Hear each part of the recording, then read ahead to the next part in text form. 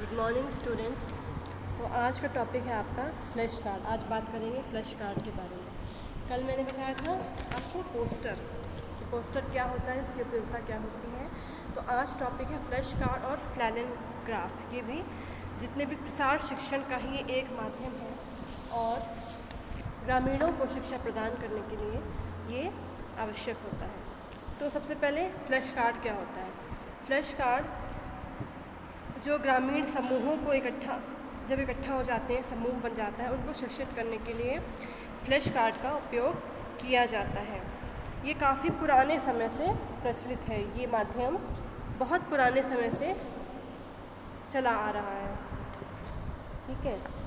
अब इन माध्यमों के द्वारा मीन्स कि फ्लैश कार्ड, फ्लैनल ग्राफ जो है उसके द्वारा क्या है कि बहुत ही उपयोगी है। इस तरह के ग्रामीण क्षेत्र में बहुत उपयोगी है फ्लैश कार्ड का उपयोग और फ्लैनल ग्राफ का उपयोग। ठीक है। इसमें क्या होता है, जहाँ वार्तालाप कम होता है। ठीक है।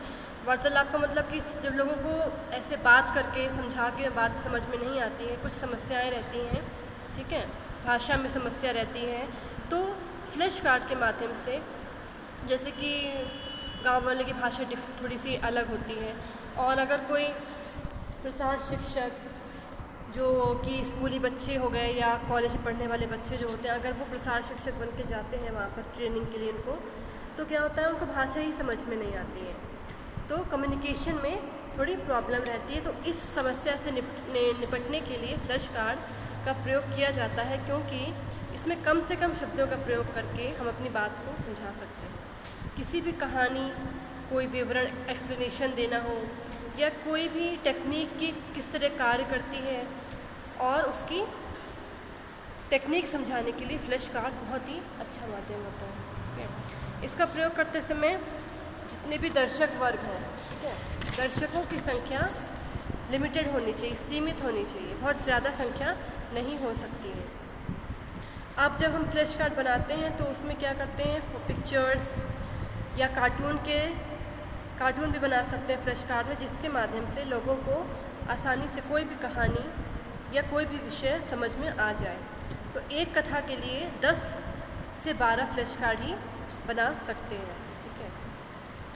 इसमें कोई भी जो भी हम कहानी जो भी बताने जा रहे हैं वो सामान्य जनरल टॉपिक पर ही आधारित होनी चाहिए। इस कार्ड को टेबल पर रखें तथा कार्ड को लोगों के सामने इस प्रकार से पकड़ना चाहिए जिससे कि सामने बैठे लोग आसानी से उसको देख सकें।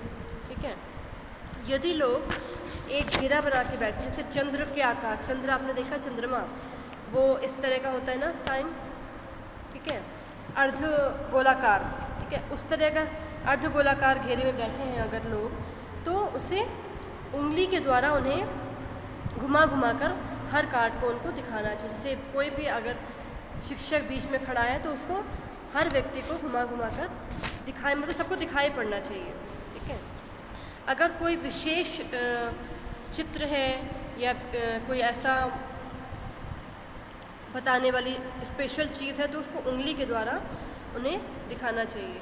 ठीक है। और बीच में उनसे प्रश्न यानी क्वेश्चनिंग भी करनी चाहिए। और जब इसका फ्लैश कार्ड कंप्लीट हो जाता है, जितने भी कहानी है फ्लैश कार्ड से जो कहानी बतानी है वो कहानी मान लो कंप्लीट हो गई, तो उसके बाद उनसे आखिरी में क्वेश्चन ज़रूर पूछने चाहिए ताकि पता चल पाए कि उन्हें कितना समझ में आया है। ठीक है। अब ये तो था फ्लैश कार्ड। अब नेक्स्ट है फ्लैनल ग्राफ, यानी कि जिसे हम फ्लैनल ग्राफ भी कहते हैं। इसमें क्या होता है, ये एक प्लाई बोर्ड पर फ्लैनेल का कपड़ा ठोक कर एक बोर्ड तैयार किया जाता है। ठीक है।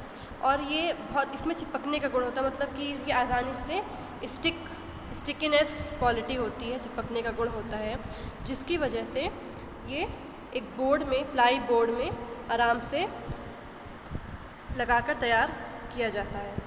ठीक है। ये बैकग्राउंड का काम करता है, बैकग्राउंड। ठीक है। और ये इसका कलर जो होता है वो डार्क होता है, डार्क ही रखना चाहिए, जिसकी वजह से वो जल्दी गंदा ना हो पाए।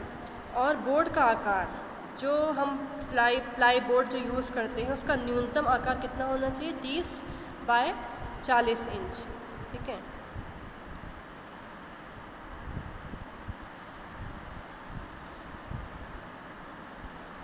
अगर हम इसके कपड़े के पीछे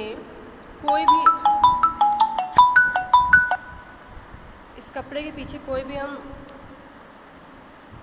सैंड पेपर चिपका देते हैं तो क्या होता है, इसका प्रयोग करना और आसान हो जाता है।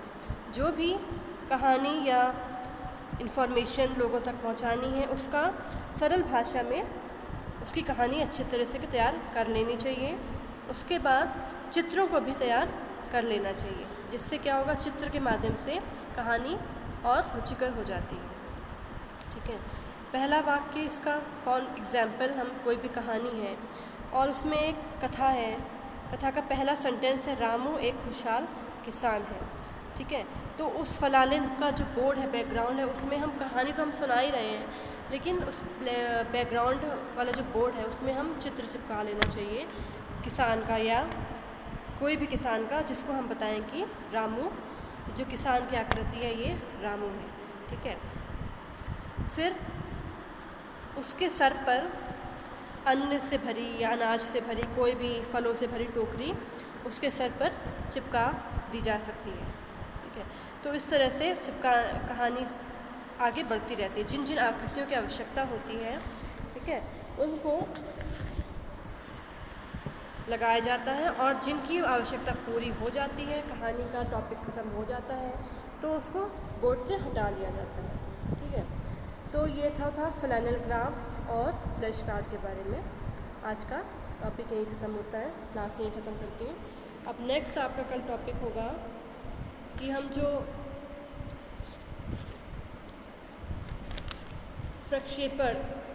प्रक्षेपक द्वारा शिक्षण, यानी कि प्रोजेक्शन के थ्रू जो हम शिक्षा प्रदान करते हैं प्रक्षेपक के द्वारा, तो वो कौन कौन से होते, किस प्रकार प्रदान की जा सकती है। तो आज के लिए बस इतना ही। Thank you.